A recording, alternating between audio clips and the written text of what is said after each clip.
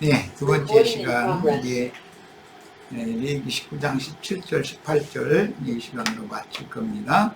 하나님의 율법의 모든 요구를 다 이루는 것은 네 이웃 사랑하기를 네 부모와 같이 하라는 말씀인데, 주 예수께서는 본문 말씀을 이루기 위하여 자신의 부활된 새 몸인 교회를 사랑하시되 자신의 생명을 버리기까지 사랑하셨습니다. 우리는 이 말씀에 대해서 이해를 돕기 위해서 나단과 다윗이 서로 형제이며 이웃이며 동포였죠. 그렇게 사랑을 하는 것이지, 100일어집 아줌마, 100일어집 아줌마에게 잘 지내라, 뭐 그게 나쁘다는 말이 아니라 그것을 성경이 지금 말하는 건 아니다라는 거 지금 말씀드린 거예요. 진리를 대적하는 범죄에 떨어지고도 깨닫지 못하는 이웃을 방관하는 것과, 나단이 만약에 다윗의 걸 뻔히 알면서 하나님의 말씀 받았는데 다물어 버리면 나단이 다윗의 죄를 나단이 내게 하나님 묻는다는 거예요. 이건 남의 죄과에 대하여 간섭하는 것과 이웃을 사랑함으로 책선하는 것은 개념이 전혀 다르다. 방관하는 것은 하나님의 진리를 대적해도 방관하는 것은 그 형제가 망하는 것을 뻔히 알면서도 방치하는 것으로서 그가 깨닫도록 책선하지 않는 것은 그 이웃을 사랑하지 않는다는 증거다. 그러니까 성경이 말하는 내 이웃을 내 자신과 같이 사랑하라는 그 말씀은 세상 사람들이 생각하는 그런 것을 말씀하신 게 아니다라는 거예요. 그러나 율법 선생이 되어 남의 범죄나 허물들에 대하여 마치 자기가 심판자인 것처럼 주장하는 자세로 함부로 정죄하고 판단하는 것은 더욱 악한 짓이니, 그가 깨닫고 진정으로 뉘우치며 주님께로 돌아올 수 있도록 위하여 기도하면서 온유한 영과 친근한 마음으로 권면하고 타일러서 바로잡아주므로 그리스도의 율법을 실행해야 합니다. 갈라디아 6장 1절로 2절 인용구를 봅니다. 형제들아, 사람이 만일 무슨 범죄한 일이 드러나거든, 교회 생활에서는 영적인 범죄라는 게 수없이 많은 거니까 세상의 범죄가 많듯이, 신령한 너희는 온유한 심령으로 그러한 자를 바로잡고 너 자신을 살펴보아 너도 시험을 받을까 두려워하라. 그러니까 범죄한 사람의 그 교회 중에 어떤 집체의 그 범죄한 일이라는 것은 지금 그가 시험당하는 것이다라는 거예요. 그러면 그 사람을 온유한 심령으로 바로잡아주는 것은 견책하는 것이지만, 자기가 무슨 재판장이나 되는 것처럼 이렇게 심판자의 그런 말투로 함부로 하는 것은, 그래서 너도 시험 받을까 두려워라는 말이 추가가 그래서 된 것이다. 너희가 짐을 서로 지라 그리하여 그리스도의 법을 성취하라. 그래서 이게 율법을 신약에 와서 이렇게 알아듣기 쉽게 지금 해석을 한 거죠. 그러니까 진정한 사랑의 율법을 실행하는 교회 생활은 이웃이 짊어진 죄의 빚을 내가 함께 나누어짐으로 빚을 탕감해 주는 것이 복음이니, 이것은 복음 전파를 통해서만 실현되는 그리스도의 율법입니다. 우리 모든 죄인들은 본래 죄와 허물들로 인하여 하나님과 원수된 관계에 있으나, 우리 구주 예수 그리스도께서는 원수된 죄인들을 원수로 대하지 않고 원수를 사랑하되 자기 몸을 죽음에 넘기기까지 사랑하셨습니다.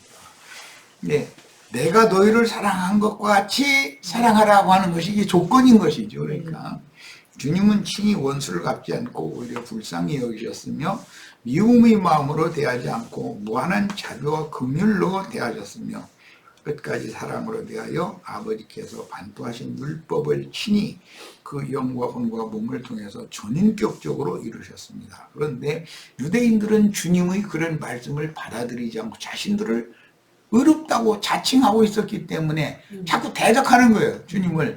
그럼 뭐 그런 용서해 줄 수가 없는 것이죠, 이제. 예, 책선의 말씀을 주시면 내가 잘못했다고 얘기하고 돌이키면은 어떤 죄를 졌어도 다 용서받을 수 있는데, 유대교인들과 유대교 지도자들은 예수님의 그 책선의 말씀을 유순한 말씀으로 말씀하니까는 오히려 대적해버리잖아요. 그러니까 하나님은 결국 그들을 쓸어서 멸망할 수밖에 없었던 것이다. 이게 이 하나님은 사랑하시는 하나님이지만 그분의 의를 이루어야 된다는 것이래요. 회개를 촉구하는 책선의 말씀을 듣고 마음에 믿어 크게 깨달아 뉘우치며 돌이킨 영혼들이 지난날 범한 모든 죄와 허물들을 약속대로 값없이 용서하셨으며 영원한 새 생명을 넣어주셨습니다. 교회 생활에서 지체의 과실이나 허물로 인하여 혹은 괜한 시기심으로 인하여 미운 감정을 품고 메인 마음으로 대할 때 그 영은 상대 지체에게 전달되게 되므로 사람의 뭐 세상에서 뭐 텔레파시니 뭐 예감에서 이렇게 많은 말이 많은데 맞습니다. 나의 자녀가 어딘가 굉장히 안 좋은 먼 일에 지금 연루가 돼가지고 고통받고 있으면 멀리 있는 아버지가 괜히 막 답답하고 이상한 걸 느껴요. 그것은 하고 나중에 알아보고 보면은 자기 자식이 말도 못하는 그런 어떤 어려움을 겪고 있는 중이었거든. 그때 그걸 안다면 자식을 위해서 멀리 있으면 어떡할 수 없으니까 당연히 기도하고 끊고 기도하고 그렇게 당연히 해야죠. 그러면은 이런 거 보고 이제 영은 영끼리 통한다 이거예요.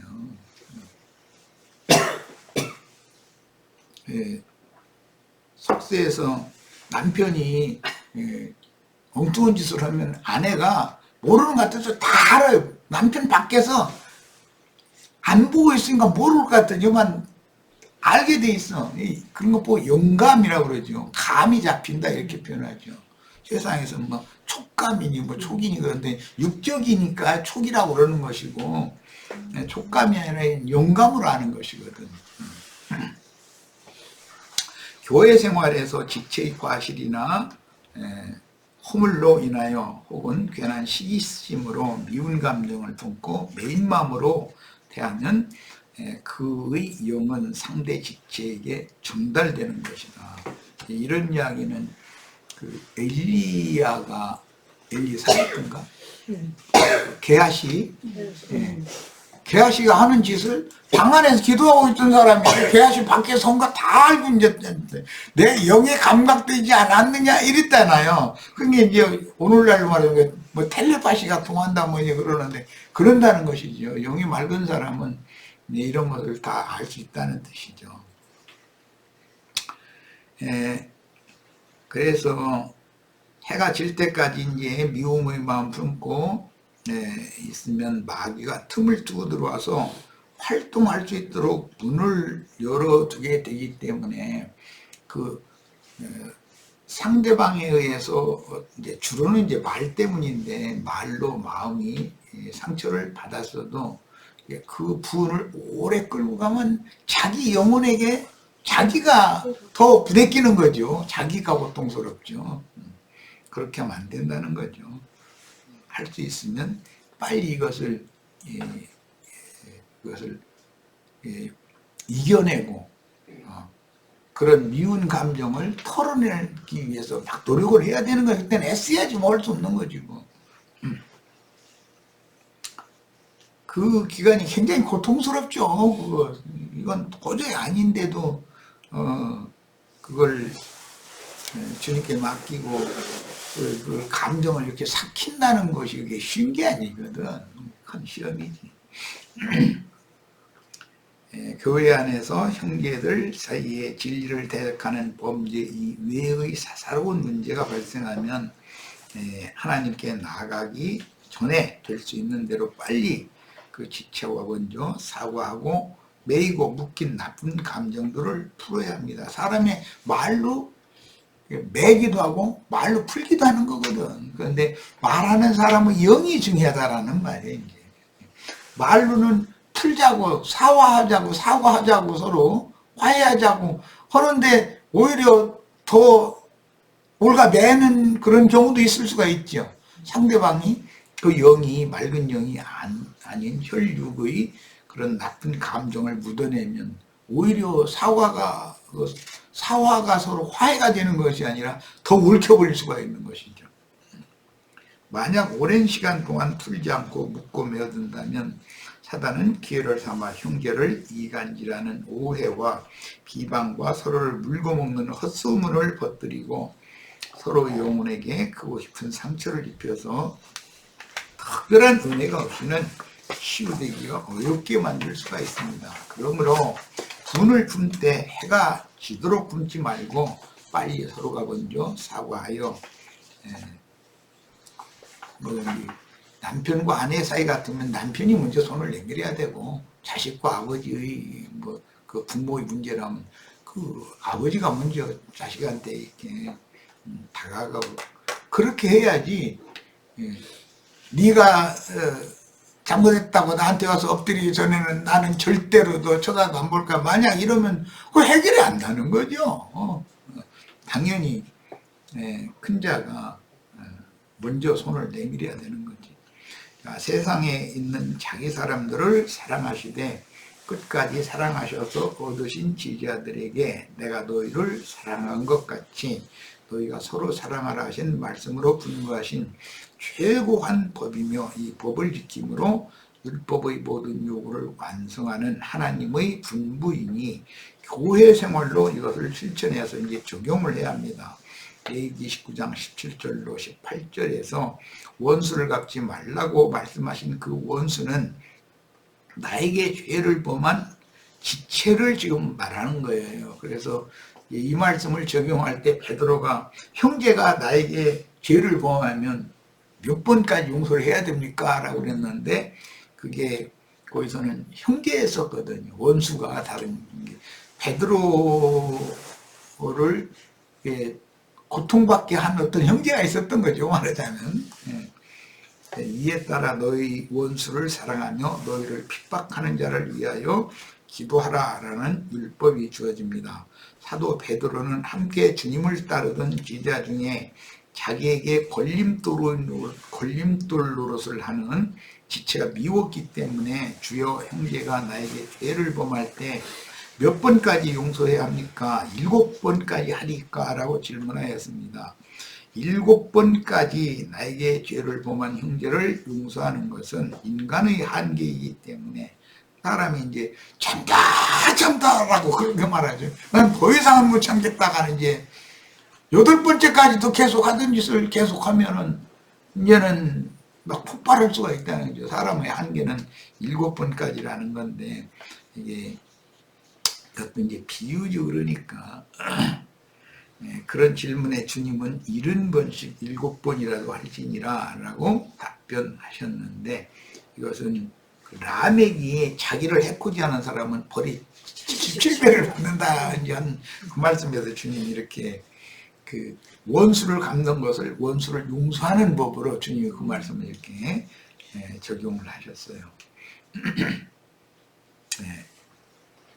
오직 하나님의 성령께서 사람의 마음을 주장하셔야만 주님의 세 계명을 지켜 형제, 원수라고 그랬지만 사실은 형제예요. 이게 동족이고 사랑하되 70번씩 7번까지 용서할 수 있는데, 이것이 진정한 믿음으로 얻은 주님의 생명력에서 나오는 힘입니다. 본문의 원수라는 단어는 본래 마귀와 그 후손들을 지칭하는 용어에서 비롯되었는데, 창세기 3장 25절 거기 보면 뱀과 여자는 원수고 뱀 후손과 여자의 후손은 서로 원수가 된다. 거기서부터 이제 비롯된 말이죠. 그런데 사람이 마귀의 영을 받아 죄인이 되어 마귀의 형상으로 변했기 때문에 사람들이 하나님의 원수가 된 거예요. 그러므로 원수를 사랑하라는 말씀은 반드시 자기를 부인하고 회개하며 복음을 믿어 구원을 얻어야 하는 죄인들을 청결한 양심으로 사랑하라는 말씀과 그 의미가 같은데, 이 말은 인간 세상에서 생각하는 원수라는 개념과 그 뜻이 전혀 다릅니다. 아까 이웃을 사랑하라는 말씀도 개념이 지금 전혀 성경이 말하는 개념이 다르다는 거 설명을 했고, 이번에는 원수를 네가 갚지 말고 원수 갚는 하나님께 맡겨라 이제 이렇게 할 때 그 원수라는 하나님이 주님이 제자들에게 말씀하신 그 원수의 개념이 세상 사람들이 생각하는 개념과 전혀 다른 내용인 걸 지금부터 이제 살펴볼 거예요. 가령 인간 세상에서 일어나는 적대국 간의 전쟁에서 적국을 사랑하라는 의미로 원수를 사랑하라는 말을 네 원수를 네 몸같이 사랑하라 만약에 그러면 아이 나한테 총 쏘고 우리 자식들 우리 재산 이거 뭐 싹 날려버리는 그 사람 사랑하라 이렇게 해석하면 안 맞는 거죠. 아니 김정은이 군대가 밀고 들어오는데 그 사람들 사랑해? 그건 말이 안 맞는 말이죠. 그런 뜻이 아니다라는 거예요. 그래서 인간들이 관념적인 원수를 사랑하라는 세상 말로 이 하나님 말씀을 이렇게 해석하면 안 된다. 성경에서 원수를 사랑하라는 의미는 모든 죄인은 죄인이기 때문에 가장 의로우신 주님과 하나님과 죄인 사이는 원수 관계인데 그 원수를 사랑한다는 뜻은 그 사람의 그 사람 죄를 미워해야 되는 죄는 원수로 삼고 원수가 죄는 원수고 이는 사랑해라 이 말이란 말이에요. 이걸 정확하게 해야 되는 거예요. 네, 그러니까 이제 세상에서도 흔히 그러죠. 어떤 사람을 판단을 할 때 죄는 미워하되 그 사람은 미워하면 안 된다. 이게 성경을 잘 이해해서 하는 말이에요. 그런데 그게 잘 실천이 안 되지. 죄를 미워하고 사람은 불쌍히 여긴다는 게 어떻게 그걸 구분하기도 어려운 일인데 되고 그 사람을 불쌍히 여기려고 그러면 속에서 끓어오르는데 어떻게 할까요? 그래서 하나님은 이 사랑은 원수 마귀를 사랑하신 것이 아니라 죄의 본질인 원수 마귀는 철저히 죄는 미워하셔요. 철저히 미워하셔요.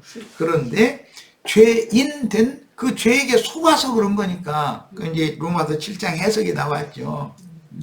네가 그런 범죄를 하는 것은 네가 그런 것이 아니고 네 속에 거하는 죄가 너를 미혹해서 너로 하여금 범죄하게 한 거다. 그러니까 죄는 미워해야 되지만 죄인을 미워하라는 말은 아니라는 말이죠. 지금 이게 이런 것을 성경 해석을 우리가 정확하게 이해하고 가르쳐야 되는 거예요. 사람들한테. 자, 이 문제를 혼동하면 인간적인 선행과 의로움을 추구하는 율법 종교에 떨어질 위험이 있으므로 원수를 사랑하라는 율법을 대할 때 우리는 진리를 정확하게 분별해야 합니다. 모든 사람은 율법 행위의 그 어떤 방법으로도 하나님의 모든 요구를 이루어 하나님의 영광에 이를 수 없으나 본문에 지시하시고 부탁하신 계명을 지켜 형제를 서로 사랑하는 신실한 교회로 세워지는 방법을 제시하는 것이 율법을 완성하는 것이에요. 그러니까 윤리 도덕적으로 인간적으로 막 생각하는 그런 이웃을 또는 그런 원수를 사랑한다 해가지고 그게 모든 율법을 완성한다라는 뜻으로 오해하면 이거 큰일 난다는 것이죠. 혼선이 와버리면 안 되죠. 모든 의의 원수였다가 주님의 구속으로 인하여 참된 이웃이 된 형제요 한 생명을 받은 내 동포인 믿는 이들이 주께서 제자들을 위해 그 생명을 버리신 것 같이 서로 사랑함으로 새 계명을 이루어 성취할 때 하나님의 율법을 완성하게 하는 최고한 법이 레위기 19장 17절로 18절입니다. 본문 말씀에서 원수를 사랑하고 이웃을 사랑하라는 율법은 아가페 사랑인데 아가페 사랑은 모든 사람이 다 돌팔매질을 하는 죄인이라도 돌 맞는 죄인이 내 생명을 받은 친아들이나 친딸이라면 내 생명의 분신이라면 자식의 죄값을 내가 대신 짊어지고 날아오는 돌에 맞아 죽기를 자청할 것이다. 자, 자기 자식이 잘못 때문에 돌 맞아 죽는 것을 아버지나 어머니가 그걸 뻔히 쳐다보고 있을 수는 없는 것이죠. 자기 자식이 마땅히 죽을 짓을 저질렀다는 것을 알아도 자기 자식을 뒤로 보내고 자기가 앞에서 돌을 맞고 죽는 것이 그건 생명률이거든요. 이것은 누가 어떻게 이렇게 해야 된다 말아라 이런 문제가 아니거든.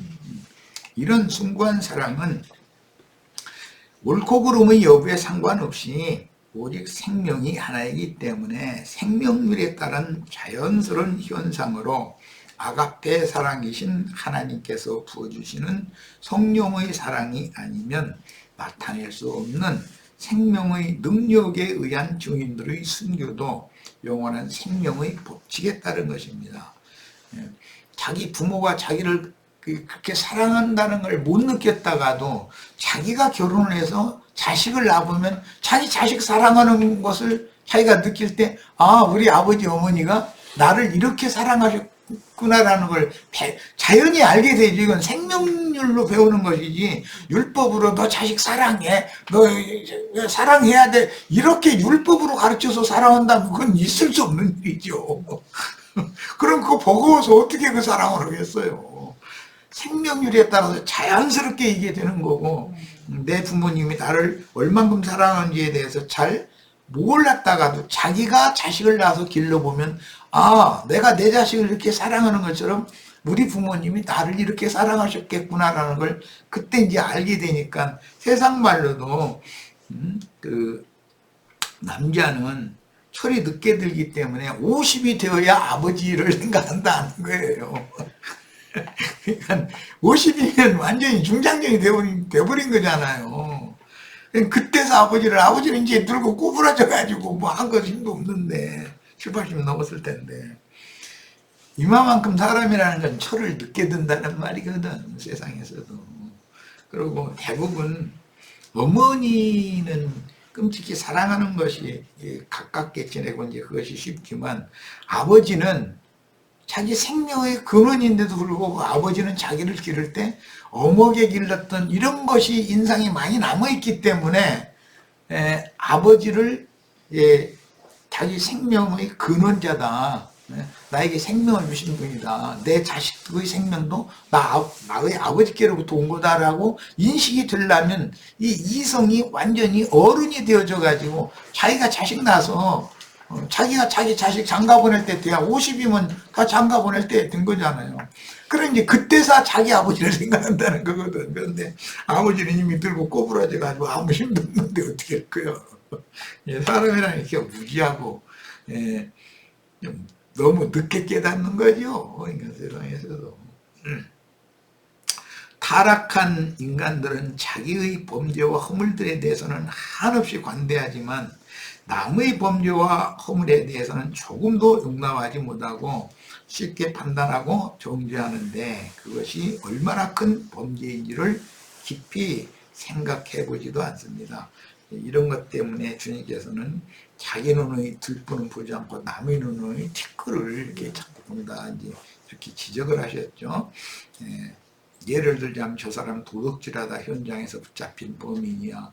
음행하다가 현장에서 붙잡힌 더러운 사람이야. 저 사람 뻔뻔한 사람이야 등등 공개적으로 비웃으며 상대방의 아픈 곳을 지적하며 힐문하거나 옷을 벗기고 뺨을 치며 침을 뱉고 돌을 던지는 것은 죄인들의 그게 생명률인 율법의 저주가 그 사람들을 붙잡고 있기 때문에 자동적으로 그렇게 한다는 거예요. 율법의 저주에 속량받지 못한 사람은 자동적으로 이게 나오는 거죠.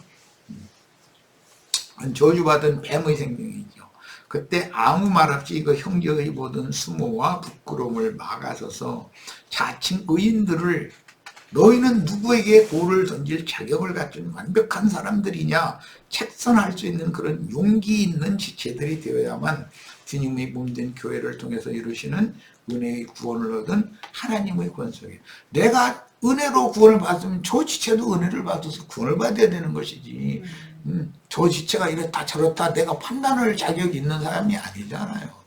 이건 이미 요한복음 8장에 현장에서 가늠으로 잡힌 여인을 재판할 때 다 너희 중에 돌 없는 자가 먼저 돌 없는 자라는 죄 없는 자가 먼저 돌로 쳐라. 그러니까 저그만이 돌 다 내려놓고 다 가버리더라는 거잖아요.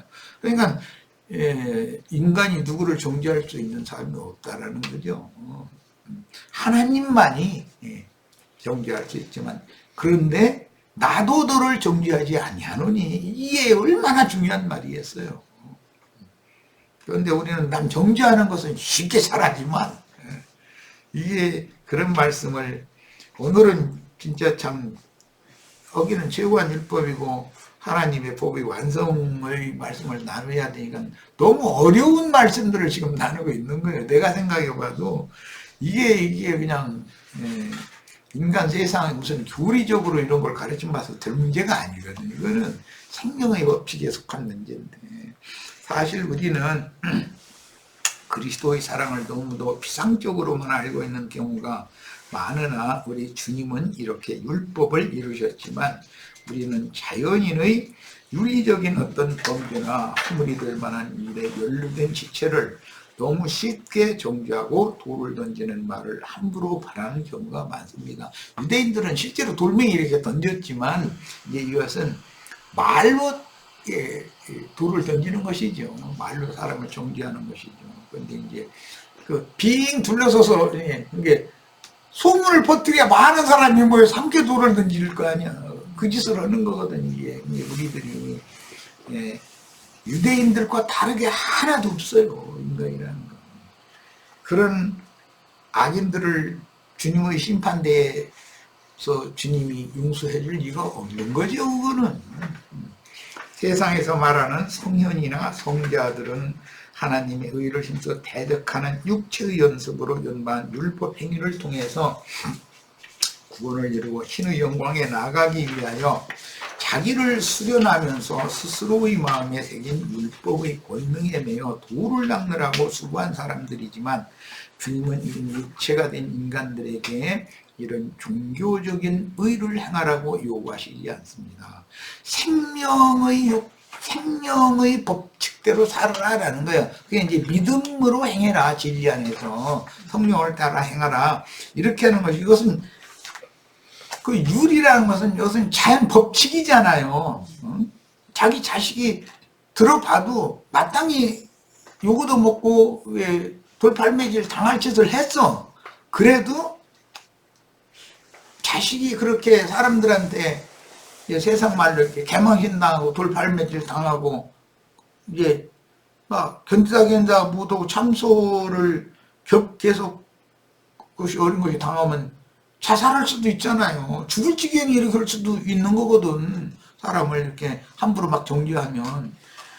그럴 때 어머니나 아버지가 옆에 있으면은 그 자식의 죄를 자기가 다 들을 얘기 없어도 말고 잘못했다고, 다른 사람 돌리면 잘못했다고 이러고 변명할 필요도 없는 것이거든. 그런데 이것은 생명의 법칙에 따라서 자연스럽게 나오는 일이지, 그렇게 조금 어린 것이 잘못했기로 너무 들으시는 거 아니냐 이러면은 이게 원수 관계가 해결이 안 되는 거죠. 이런 말을 해도 저런 말을 해도 돌 던지는 대로 다 맞다고, 잘못했다고, 내가 잘못했다고, 내 자식 교육도 잘못했고, 내 자식이 온 것 내가 들어봐도 너나 요거도 멀리됐다고, 이렇게 하면 돌 던지다 말고 다 가게 돼 있지, 계속 돌을 던지지는 못하는 거거든. 변명을 들어놓고 자꾸 따지려고 그러고 그렇게 할 일이 아니라는 거예요. 다윗처럼 이게 딱 꺾어져 버리면 용서를 받는 거거든. 그들이 추구하는 것은 거짓의 아비인 마귀에게 속아서 성경에서 증거하는 구원의 도가 아닌 인간 철학과 종교에 심취하여 위선에 길들어진 사람들이지만, 하나님은 사람이 지킬 수 없는 행위들을 강요하여, 율법 행위를 강요하는 게 아니다. 하나님은 생명의 법을 따라서 살라라는 것이죠. 그것은 생명률이 그런 건 자연스러운 것이지 않냐 이 말이에요. 그러니까 그것은 막 무거운 짐지는 율법 짐지는 것과는 다르죠. 그러나 수고하고 무거운 짐지는 자들아 다 내게로 와서 너희가 나한테 겸손을 배워라, 이제 이렇게 가르치셨는데, 그게 그 주님의 겸손한 자는 하나님이 가까이 하시고 교만한 자는 멀리 한다는 것은 그 원칙이기 때문에 수고하고 무거운 짐을 자꾸 지게 만드는 것은 사람이 윤리 도덕적인 율법의 짐을 자꾸 올려놓는 거예요. 당신 이것은 이렇게 해야 되고 저것은 이렇게 해야 되고 그거 안 했으면 당신 죄고 하지 말라는 걸 했으면 당신 그것도 죄고 그럼 뭐 안 걸릴 게 어디가 있어요? 다 걸리지. 그런데 하나님은 그런 율법의 저주를 증거하러 오신 것이 아니다. 율법의 저주를 수고하고 무거운 짐인데 그걸 다 지고 있기 때문에 그걸 짐을 이렇게 나눠지고 또 벗겨주고 그러러 오셨다. 이것이 복음이다 하는 것이죠. 자, 그러면 구원의 도, 믿음의 도란 무엇입니까? 다른 말로는 예수 그리스도를 구원의 주와 생명의 주로 믿어 영생 얻는 길이라는 게 그 방법이라는 말이고 수단이라는 뜻인데 생명의 문과 길이신 주님을 쫓아가는 즉 진리를 깨우쳐 참되게 알므로 내 것으로 취하는 또 취하여 온전케 되는 주님과 같이 생명 안에서 온전케 되는 걸 지금 말하는 거예요. 이건 교회 생활을 통해서 그리스도의 몸을 건축하는 것이 구원이다. 이 무슨 윤리 도덕적인 무슨 범죄를 한 번도 저지르지 않아서 완벽한 사람이 되어야 구원받는다면 구원받을 육체가 하나도 없다는 거예요. 그럼 그건 복음이 아니죠. 요한 1서 3장 9절로 16절 하나님께로부터 난 자마다 죄를 짓지 아니하나니 이는 하나님의 씨가 그 속에 거하며 그도 범죄하지 못하는 것은 하나님께로부터 났습니다. 이러므로 하나님의 자녀들과 마귀의 자녀들이 드러나나니 뭐 지금 길게 설명했으니까 하나님의 자녀들은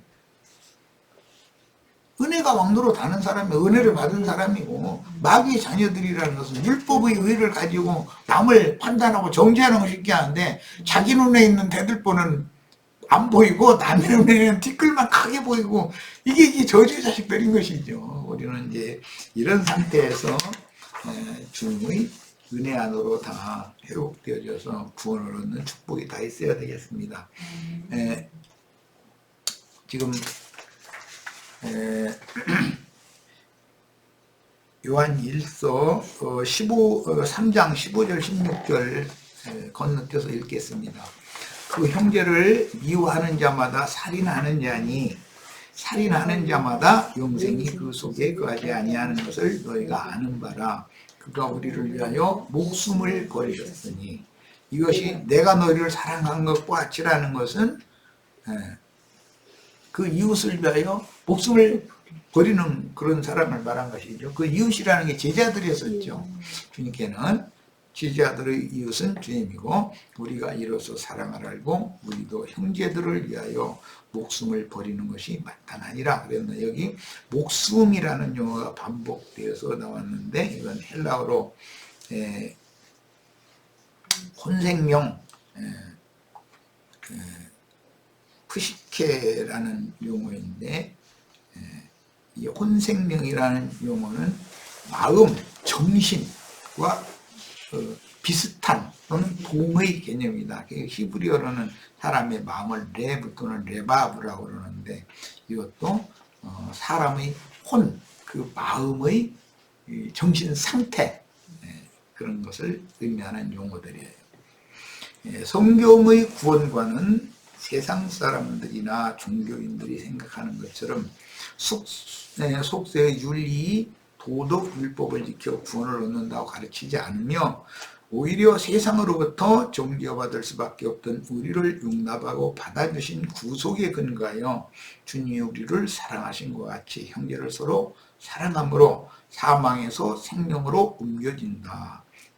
형제를 미워하는 자는 사망에 떨어진 자고 형제를 사랑하는 자는 사망에서 생명으로 옮겨진 자다. 이게 그러면은 그러니까 결국은 하나님의 법을 이룬다는 것은 사랑의 법으로 나에게 이루는 건데 이것은 세상 사람들이 생각하는 그런 사랑을 한다고 해서 구원을 얻고 이루고 그런 문제와는 상관없는 용어라는 걸 알 수가 있을 거예요. 형제를 사랑한다라는 것은 이제 이웃을 사랑한다라는 말이고 동포를 사랑한다 이제 율법에서는 이렇게 돼 있는데 그 사랑하는 것은 그 형제나 어떤 자매가 하나님의 도를 배반하고 죽음의 길로 가는 것을 뻔히 보고도 책선하지 않고 모르는 척하면 그 형제를 사랑하는 것이 아니라는 개념이고, 그런 책선을 들을 때 잘못했다고 딱 굽히고 내가 잘못하겠다. 그렇게 하면 하나님은 잘못을 지적이라기보다는 책선, 견책받은 사람이 자기 잘못을 시인하면 그를 용서한다는 거예요. 이것이 하나님의 법이고 하나님의 법을 이루는 계명이다. 이게 네 이것을 내 몸같이 네 자신과 같이 사랑하라는 한 말씀에 다 이뤘다는 말씀의 개념을 오늘 우리가 잘 정리를 하시길 바래요. 또 원수를 네가 갚지 말고 원수를 사랑하라 이제 이랬다고 해가지고 뭐 적국이 지금 전쟁을 일으켜가지고 우리나라를 예를 들어서 이렇게 멸망시키려고 하는데 막 여기 나가서 어서 오시라고 막 사랑한다고 막 그렇게 하라는 말이 아니잖아요. 그런 식으로 성경을 용어를 오해해서 들으면 이건 안 된다는 것이죠. 이웃이라는 개념도 마찬가지고 원수라는 개념도 마찬가지고 오해하면 안 됩니다. 자, 디모데전서 2장 4절 인용구를 봅니다. 하나님은 모든 사람이 구원을 얻으며 진리를 아는 데 이르기를 원하시느니라. 구원을 얻는 것과 그 다음에 진리를 아는 데 이르는 것은 구원을 이루는 문제이기 때문에 이런 문제에 있어서 우리가 지금 오늘 이웃을 사랑한다는 문제와 원수를 네가 갚지 말고 하나님께 원수 갚는 걸 맡기고 원수를 사랑하라고 하는 이 말씀을 우리가 이제 오늘 말씀을 지금 이런 저런 모양으로 말씀을 나눴는데, 이 말씀이 기독교계나 세상에서 너무 많이 오해되고 있기 때문에 이런 것을 굳이 지적을 해가면서 말씀을 나눈 거예요. 저 뒤편으로 가겠습니다. 14페이지로 가겠습니다. 시간이 다 된 것 같아서 하나는 모자라서 건너뛰었어요. 그런데 지금까지 한 얘기가 반복된 거니까, 사람의 구원에 관한 문제는 진리를 깨달아 이상을 보는 문제와 이상을 따라 함께 교회를 세우는 일에 동역하는 것이다. 그 안에서 바르게 생명과 진리 말씀으로 양육받고 주께서 보내시는 환경들을 통해서 영적인 생명이 올바르게 자람으로 한 세 사람인 교회 안에서 온전한 자로 세움을 입는 것이 구원이다.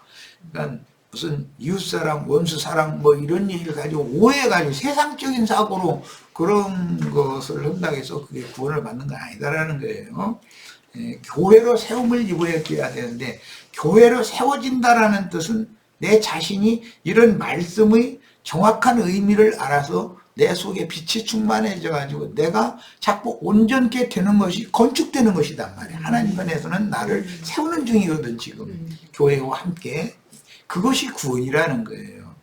자, 이것은 인간 세상의 도덕률을 지켜 공부하지 않거나 경찰서나 형무소에 가지 않는 문제가 아니고, 짐승인간의 생명이 제거되고 하나님의 생명으로 영이 거듭나고 혼이 예수님의 장성하신 분량에 이르도록 자라서 온전케 되는 문제입니다.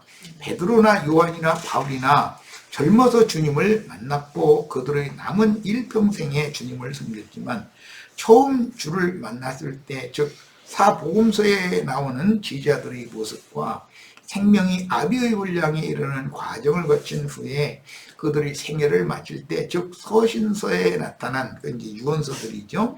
제자들의 모습은 전혀 다르다.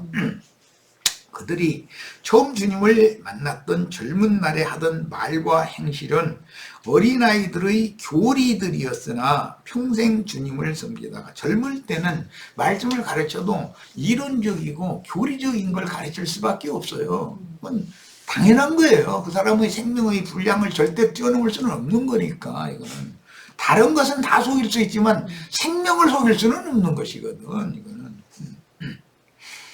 평생 주님을 섬기다가 죽음을 앞두고 유언서로 남긴 말들은 진실로 중후하고 생명의 풍성함이 넘치는 하나님의 말씀을 대언하였습니다. 이것을 지적하는 것은 영이 구원을 얻은 후에 혼이 온전케 된다는 뜻이 무엇인지를 제시하려는 것이니, 하나님은 그들이 주의 생명을 받아 사역에 전념하는 젊은 날에도 수많은 말들을 더 많이, 나이 먹은 후보다 젊은 날이 아무래도 더 사역에 뛰어다니면서 일을 많이 했으니까 많은 사람들을 만나면 많은 말을 당연히 했을 거 아니에요. 전도라면 말하는 건데 그런 많은 말들을 가르쳤으나 장로들의 글, 이것은 유언서인데 이 글은 짧고 명료하고 간단하지만 훨씬 풍성하다는 것이요. 깊이가 있죠. 이제 그 글을 읽어보면 우리는 성경을 읽을 때 이런 것을 찾아가면서 읽어야 되는 거예요. 사도들은 젊을 때 성령께서 그들에게 깨닫게 해주신 것을 전파하기 위해 오직 진리의 체계를 세우는 많은 글을 남겼으나 이 장막을 벗을 때를 앞두고 남긴 글들을 통해서 보여주는 것처럼 온전케 된 자로서의 풍성함과 생명이 넘치는 글을 쓰지는 못했고, 주로 진리 체계를 세우는 교리적인 글을 젊은 날에는 많이 썼어요. 이것은 뭐 대표적으로 야곱의 인생을 생각해 보면 알아요. 젊은 날 그 두 아내를 얻느라고 외갓댁에 가서 그 처갓집이면서 외갓댁인데 거기 가서 20년 동안 그러고 다니고 뭐하고, 그때는 힘이 있으니까 그런 고생을 해도 그거 별로 못 느꼈죠. 그리고 이제 약속의 땅에 돌아와 가지고 또 남은 인생을 사는 그 기간에 드디어 야곱이 하나님의 경지에 이른, 신의 경지에 이른 사람이 되어가지고 주님 품에 가는데, 이런 것은 사람이 하루아침에 온전케 되는 게 아니라는 걸 보여준다. 그것은 생명의 법칙이기 때문에 이것을 사람이 뭐 교리로 가르쳐서 생명이 빨리 자라고 이런 건 아니죠. 예를 들어서 우리가 뭐 어떤 과실나무나 또 어떤 채소 이걸 심어놓고 나서 빨리 자라지 않는다고 막 잡아다 느리면 그 죽어버리지. 그게 자라는 게 아니죠. 생명은 생명률에 따라서 순서대로 자라고 그때가 돼야 열매도 맺고 다 그러는 것이지 억지로는 절대 되지 않는다. 그래서 율법의 요구를 강요하는 그런 가르침, 남을 이렇게 어떤 허물이나 흠결이 눈에 띈다 해가지고 말을 너무 함부로 이렇게 세상 말을 이제 뭐 찍찍 말을 한다. 찍찍이라고 충청도 말로 그 말을 너무 찍찍 그렇게 하지 말라고 이렇게 말하는데, 그냥 그렇게 가볍게 말을 하는 그런 습관을 완전히 바꾸시기를 바랍니다. 오늘 아주 2시간 전체를 굉장히 최고한법이니까 제일 어려운 말이죠. 제일 어려운 말씀을 나눴습니다. 하나님의 말씀을 완성하는 그런 말씀을 나눴습니다. 이해가 있을 뿐 아니라 나의 생명으로 취한 축복을 있기를 바랍니다. 다 같이.